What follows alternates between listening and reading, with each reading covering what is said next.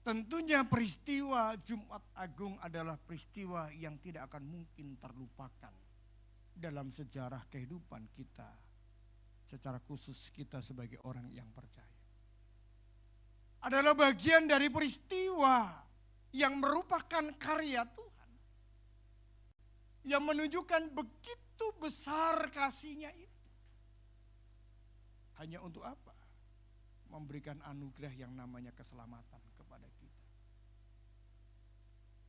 Tetapi tentunya peristiwa sampai pada Yesus disalib dan mati, yang hari ini kita peringati kematiannya, ada peristiwa rentetan yang begitu luar biasa yang terjadi dan ia alami, tetapi itu ia harus menanggungnya.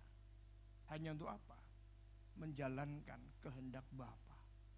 Untuk supaya saudara dan saya hari ini boleh menerima anugerah itu dan hidup di dalam jaminan keselamatan itu. Artinya pengorbanan Yesus sebagai wujud kasih yang sempurna, kasih yang sejati, kasih yang tidak ada duanya, Dia kerjakan supaya saudara dan saya tidak ada dalam maut, tapi supaya saudara dan saya adalah beroleh hidup yang kekal. Dan tentunya ini yang harus menjadi respon kita. Bagaimana kita menyikapi tentang kematian Tuhan kita? Dengan apa? Dengan bagaimana kita menjalani hidup dengan berkenan kepadanya. Di ayat yang ke-46 dikatakan kira-kira jam 3 berserulah Yesus dengan suara nyaring, Eli Eli lama sabachthani. Artinya, Allahku, Allahku, mengapa engkau meninggalkan aku? Bapak Ibu saudara-saudari yang dikasihi oleh Tuhan, kalau kita menengok ke belakang sebelum peristiwa ini terjadi, ada sebuah keadaan yang tidak sederhana yang dialami oleh Yesus. Mulai dari bagaimana Yudas Iskariot bersepakat dengan imam-imam dan kelompok-kelompok hanya untuk menjual Yesus dengan harga 30 uang perak.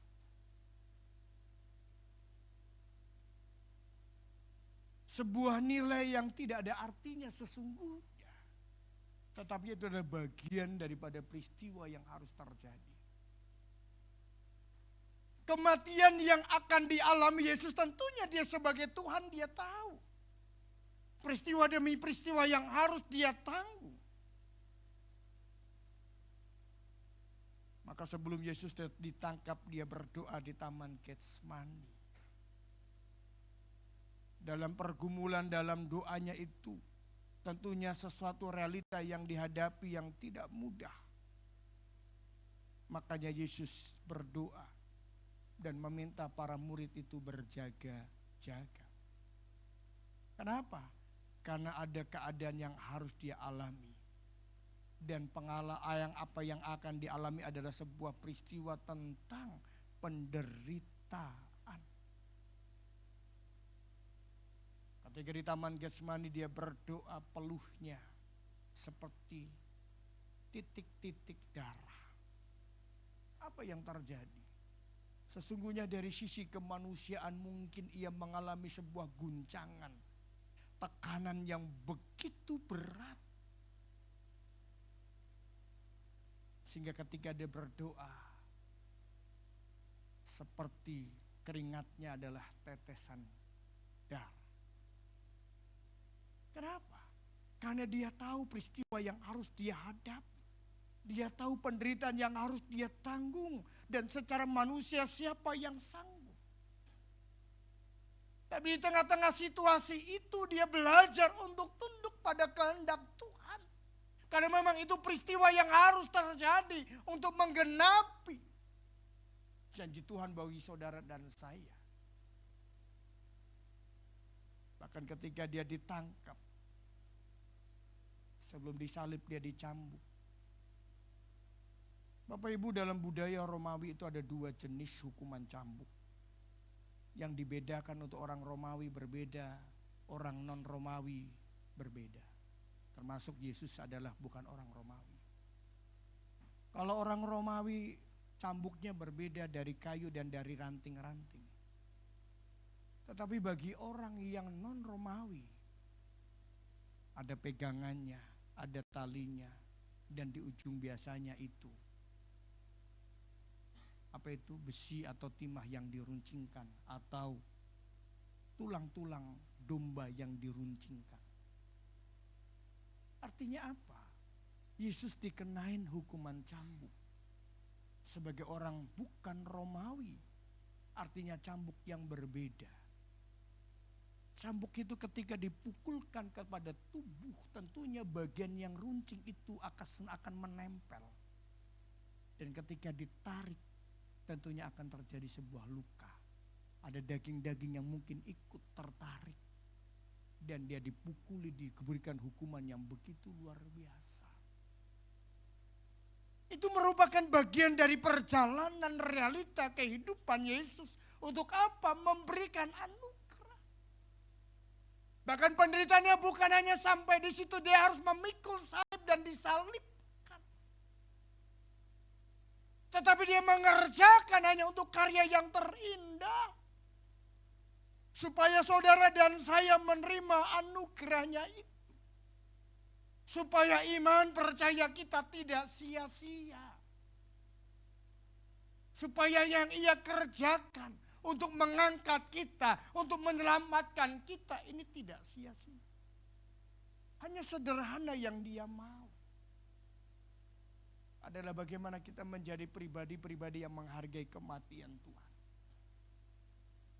Jumat Agung bukan sekedar peristiwa yang kita hanya rayakan setiap 1 tahun sekali. Tapi Jumat Agung adalah menjadi peristiwa yang begitu bermakna kepada kita untuk kita menjadi serupa dengan Dia sebagai bentuk sikap menghargai kematian Tuhan. Semestinya kita yang disalib. Semestinya kita yang menanggungnya. Tetapi ia yang menanggungnya untuk saudara dan saya. Saya ingin kita membaca dalam Yesaya pasal 53. Yesaya pasal yang ke-53. Sampai ayat yang ke-7, ayat 3 sampai 7 saya membaca untuk kita demikian. Yesaya 53. Ia dihina dan dihindari orang. Seorang yang penuh sengsara dan yang biasa menderita kesakitan. Ia sangat dihina sehingga orang menutup mukanya terhadap dia, dan bagi kita pun ia tidak masuk hitungan. Tetapi sesungguhnya penyakit kitalah yang ditanggungnya. Dan sengsara kitalah yang dipikulnya. Padahal kita mengira dia kena tulah, dipukul dan ditindas Allah. Tetapi dia tertikam oleh karena pemberontakan kita. Dia diremukan oleh karena kejahatan kita. Ganjaran yang mendatangkan keselamatan bagi kita ditimpakan kepadanya. Oleh bilur-bilurnya kita menjadi sembuh. Kita sekalian sesat seperti domba. Masing-masing kita mengambil jalannya sendiri. Tetapi Tuhan telah menimpakan kepadanya kejahatan kita sekalian. Dia dianiaya tetapi dia membiarkan diri ditindas dan tidak membuka mulutnya. Seperti anak domba yang dibawa ke pembantaian. Seperti induk domba yang teluh di depan orang-orang yang menggunting bulunya. Ia tidak membuka mulutnya. Ini adalah gambaran tentang penderitaan Yesus Kristus yang harus sengsara dan mati di kayu salib. Supaya bilur-bilurnya darah yang tercurah itu menyelamatkan kita. Yang semestinya kitalah yang harus menanggung, semestinya kitalah yang harus dihukum. Tetapi dia menggantikan kita. Kenapa dia mau menggantikan kita? Karena kasihnya yang begitu besar. Karena ia tidak mau kita binasa. Yang ia mau bagaimana kita beroleh hidup yang kekal, makanya dia rela melakukan itu. Dia Allah yang turun ke dalam dunia, yang menjadi rupa seperti manusia, lalu yang harus menderita. Penderitaan adalah bagian daripada proses untuk supaya saudara dan saya menerima anugerah itu. Oleh sebab itu Tuhan mau supaya kita mengambil sebuah sikap dalam hidup. Bagaimana kita menjadi pribadi yang serupa dengan Tuhan. Meladani Kristus dalam hidup kita. Supaya apa? Anugerah itu terus ada dalam hidup kita. Dalam menjalani hidup hari-hari tentunya tidak mudah Bapak Ibu. Tapi bagaimana kita belajar seperti Kristus yang telah mati memberikan pengampunan kepada kita. Kita juga belajar memberikan pengampunan kepada orang lain.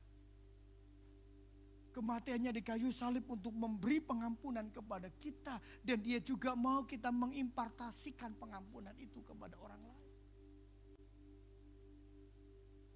Tidak mudah.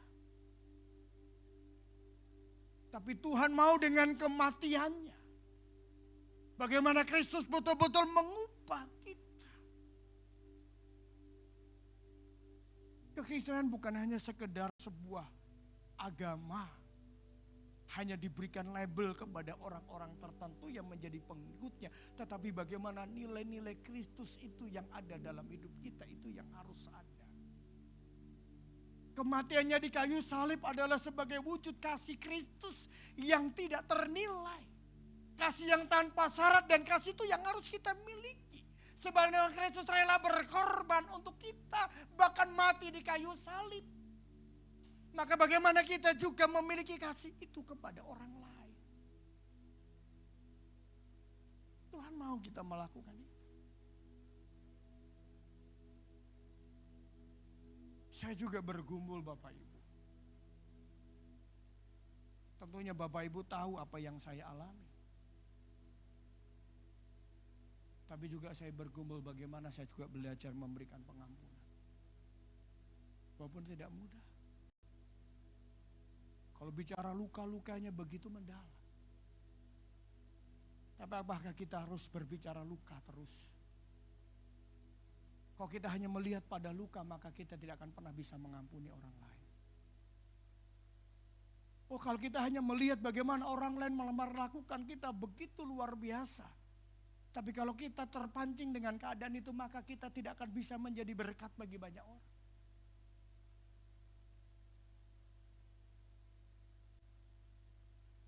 Beberapa waktu yang lalu saya menguatkan kepada orang yang mengundang saya lalu harus di-cut, tidak boleh mengundang saya. Mereka kecewa, saya kuatkan, tidak usah, ini pekerjaan Tuhan.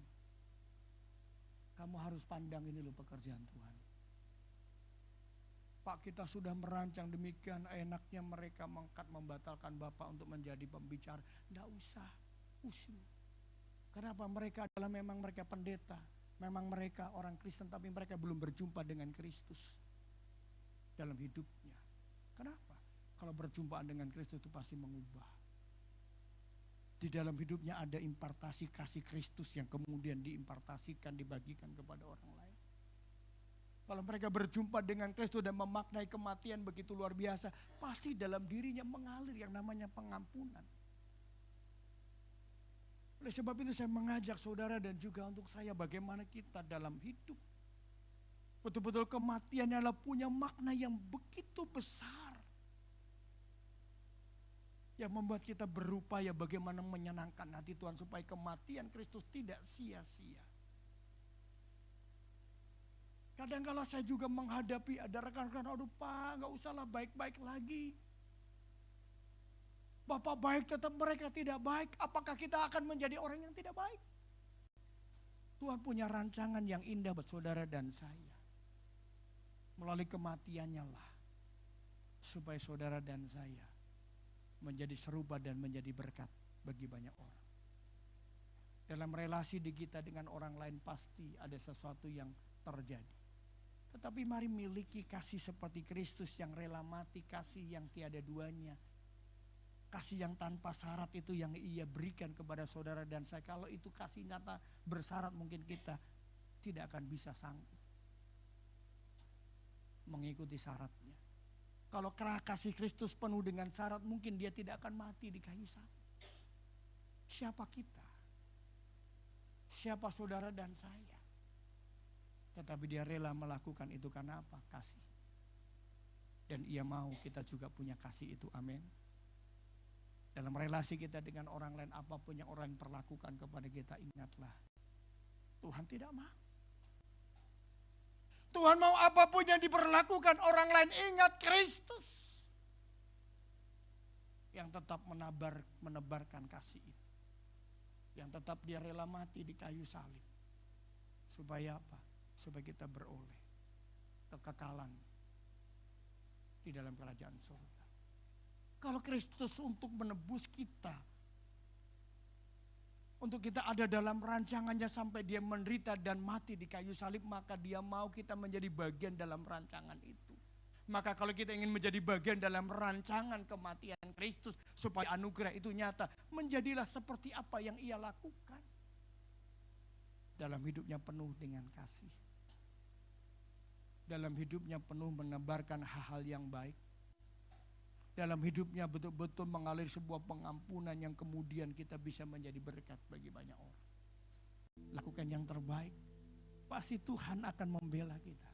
Pasti Kristus akan beserta dengan kita. Pasti Kristus kasihnya nyata. Saudara akan dibela. Karena kematian menunjukkan pembelaannya kepada saudara dan saya yang tiada batas. Dia telah mati.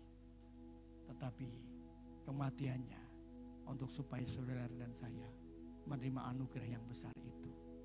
Mari kita bangkit berdiri bersama-sama.